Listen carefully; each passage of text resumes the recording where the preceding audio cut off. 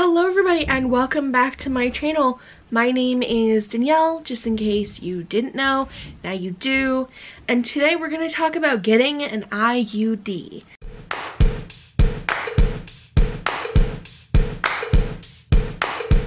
Just like that, what it's like to get an IUD when you're fat. This is personally just from my experience. Lots of people either love or hate their IUD or think it's a great option. I'm going to talk entirely from my personal experience, but I've had two of them now, and I asked my doctor a lot of questions when I was there last time, so I thought we could go over sort of the pros and cons, and also what it's like when you're fat and having to go to the doctor and ask for birth control and what that means for your body. First off, let's just establish I am not like a doctor, I'm not a nurse, I'm not a medical professional in any way, shape, or form, okay? So this is just me talking and what the information I got from my doctor and the research I found. You should always consult your doctor if you're thinking about getting an IUD. They're probably the one gonna put it in. And you should always make sure it's the right choice for you. Don't be pressured into it just because someone else told you to. The number one biggest thing that you need to know about any birth control is that they don't test it on people of size. So I think the threshold is like 170 pounds if I remember correctly, but it could be more or a bit less. So if you are larger than that and way more than that, your birth control will not be as effective. It doesn't matter whether that is pill, NuvaRing, an IUD. Hormonal birth control will not be as effective when you are fat. Another thing to know, I had mine in for 7 years, which is not the recommended length. They say 4 to 5 years if you're preventing pregnancy. You can go up to 7 if you just want to control your period. I was told by my doctor, and this is new information that they've just, you know, figured out, I guess, done the research on. It did make my period lighter and definitely way more predictable, but it did not eliminate it. That's what I went into it trying to achieve, was trying to get rid of my period altogether. To be honest, if I thought a doctor would grant it and it wasn't considered elective surgery that I might have to pay for, I would probably go and get my tubes tied so that I never had to have a period ever again. Because while I don't have a bad period, I just do not enjoy the experience of having a period at all. It's not like, oh yes, I'm not pregnant, oh, or like, oh no, like I want to have a baby. I never want to have kids. Like, I don't need a period at all, ever. I can keep mine in for another 7 years because I'm just using it for control of my period. I'm not using it for any other reason. So that's like sort of the limits I can put on it. And right at the end, definitely was getting like, you could tell it had kind of worn out, and my periods were like a little all over the place and also a little heavier, things like that. So I could definitely tell that it was time for it to be replaced. In Canada, if you are over 25 and you don't have prescription coverage through your work, you have to pay for it out of pocket. While we have universal healthcare and it didn't cost me anything to go to the appointment and get it put in, I did have to pay $435 for it. Or yeah, I think it was $435 or $425, $35, I don't know. It was over $400 for it. Granted, if I divide that out over 7 years, it equates to about $5 a month for birth control, which is pretty great, I would say. It's just a big out-of-pocket expense. And I was told that like you could see if there was an alternative payment option or discounts they could give you at the pharmacy, or I know there are sometimes discounts you can reach out directly to the manufacturer. I personally got the Marina coil or the Marina it's a T. Like, I don't know why it would be called a coil. There's no coil on it. But I got the Marina. And that's the same one I had before, so I was comfortable with getting it again. The box is like this long, so when you pick it up, it's pretty much impossible to conceal what you're purchasing.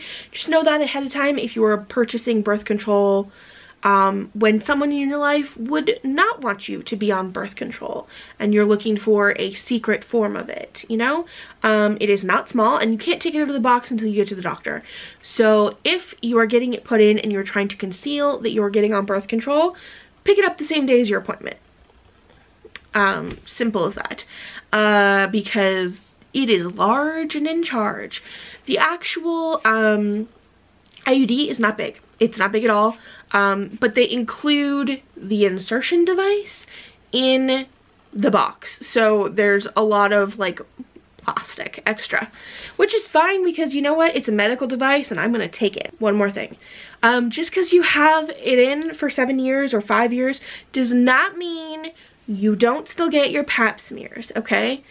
If you are sexually active, you still need to have your pap smear whenever your doctor tells you need it, or when your government dictates that you're supposed to have it happen. I think in Canada it's every 2 years. Get your dang pap smear, okay? Don't be scared of flashing your cooter to your doctor. It's important. It's important for your health, okay? On to the feelings, okay? The feelings and what it's like to actually have to get all your stuff out for your doctor. So I've said this in the past, I love my doctor. I am actually new to her. My original doctor is since retired. I had been with him since before birth. My whole family goes to the same family doctor, so we're very familiar with the practice. And when he retired, we were transferred to a new doctor, and she's great. They didn't force me to be weighed. They didn't force me to take a pregnancy test because I can vouch for the fact that I'm not sexually active, and so they were very accommodating. In the time of COVID and all of this, it's different because like everybody's wearing all this stuff and it's kind of impersonal, and like they're in and out because like the rooms are really small and they don't want to spend a whole lot of extra time trapped in a small space with you and all those things. But she's great. Never ever like fat shames me in any way, shape, or form.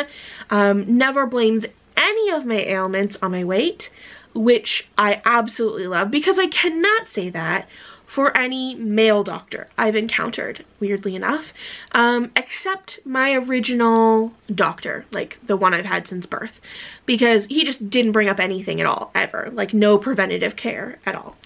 So we talked a lot about like birth control options and if I wanted to like go off of it and why I don't get the pill. And the reason I don't get the pill is I'm really bad at remembering to take pills.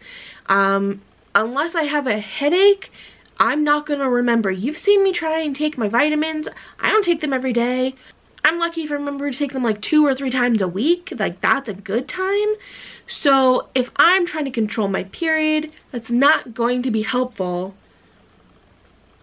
with birth control pills. It's not gonna happen. I didn't have to get weighed because it was not a required thing that needed to happen for the appointment. If I was, say, getting on a medication that needed to be weighed because it needed to be, the dose needed to be chosen based on my weight, I would happily be weighed and just have them not tell me because I don't care how much I weigh. As usual, all of the equipment in a doctor's office, for the most part, is made for small bodies, okay? My doctor does have larger chairs. They've actually cleared out most of the chairs in their waiting room, and they have someone greet you at the door with like a thing and everything, like a thermometer, a head thermometer. So but they do normally have chairs with either no arms or the larger like bariatric chairs that you see in bariatric clinics. Anyways, moving on. You're naked. You're naked. It's cold. There's nowhere to hide your underwear except under your clothes, you know, those things. But you're also on a table that is probably narrower than your butt. you are in a position where like not a lot of people see, you know? But honestly, it's super normal. Like, if there was anything wrong down there that like looked abnormal, your doctor would tell you. But they're not gonna say like, oh, you're fat, I'm not, like, I'm disgusted by you. This is a normal like medical practice. And yeah, it's all hella awkward, like really, really awkward. You're naked, you now are wearing like a paper sheet because COVID and they can't have reusable things right now. Like the sheet is not big enough for you. It feels like you're basically wrapped in a paper towel, and not the good paper towels, the kind that you like pumped out of a public bathroom and like for school paper towels, those ones. That's what it feels like. So it's not soft, it doesn't feel nice, it crinkles.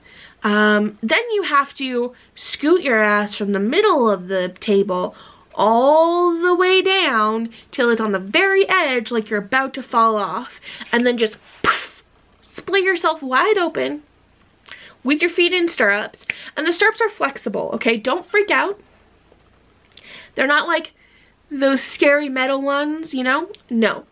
The ones in my doctor's office, at least, are the like foot thing is flexible, so it feels like you're about to break it, but you're not. And in fact, when I was like, oh, why are they wiggling? She's like, no, they're supposed to, they're flexible so that they can like move with you. I was like, oh, okay, cool. Because like that's terrifying, and breaking a medical device seems scary. I'm not embarrassed to go to my doctor and say, hey, I need to get things done. I actually just went in last week for a string check, so they booked that when I was done, to make sure my IUD just hadn't fallen out, you know, because that can happen. Sometimes your body rejects it and works to like push it out. I've heard stories of like people finding it in the shower, finding it in the toilet, or whatever. That doesn't happen very often, and she said that basically I have the perfect cervix for this, where it like she can see it clearly.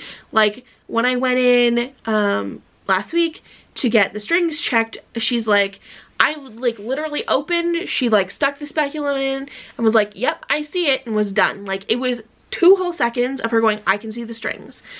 Not everybody's body is built like that though. Sometimes things are tilted, or like it's a little, she said it's a little pathway to find your cervix.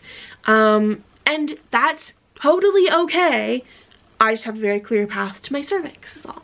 So like your bits are hanging out. They give you as much dignity as you can. In my particular doctor's office, you're facing, your open legs are facing the door, but you're like tucked behind the back of the door, you know? So like when it opens, it would like bang against your knee kind of thing. So it's like you're not gonna flash the whole world, but like you're gonna get an eyeful when you walk in. So I highly recommend. They did tell me to take Advil or Tylenol before, and I kind of forgot. Take it. Do it, because it will make it so much more comfortable for insertion. It hurts a bit. And it does feel like, I felt like I had cramps for like a whole week straight, and I never get cramps, so like I was a big baby about it. Yeah, what else? Definitely take the Advil. I highly recommend taking the Advil.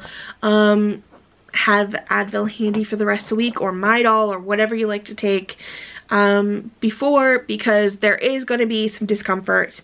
I would also, if you have them, wear period underwear if you're not on your period at the moment.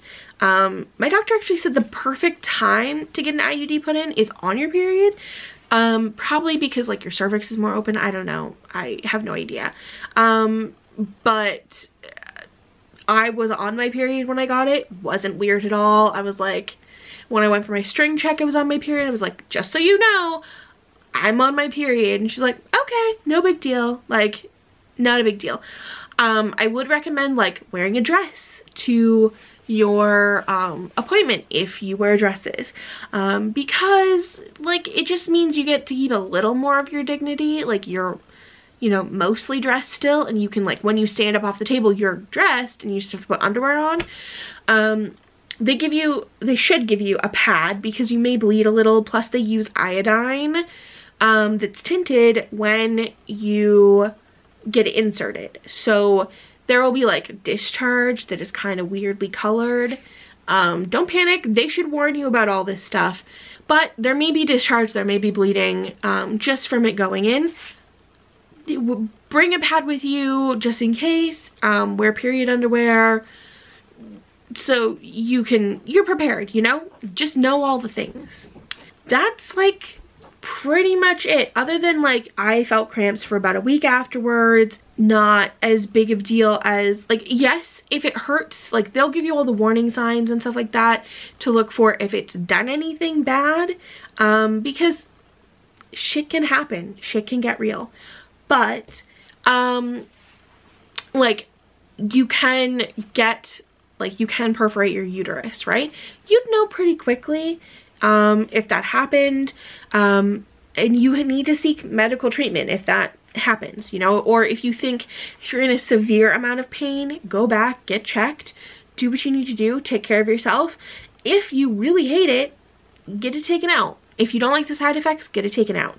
All right, so that is my experience and what it's like to get an IUD when you're fat. I'm sure it's just as awkward for a not fat person to get an IUD too. You probably just have more room on the table.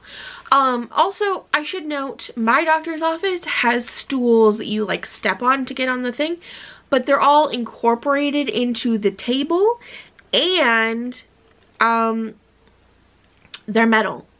So while they're a little like springy, you're not gonna break them. They're very sturdy. The table is metal.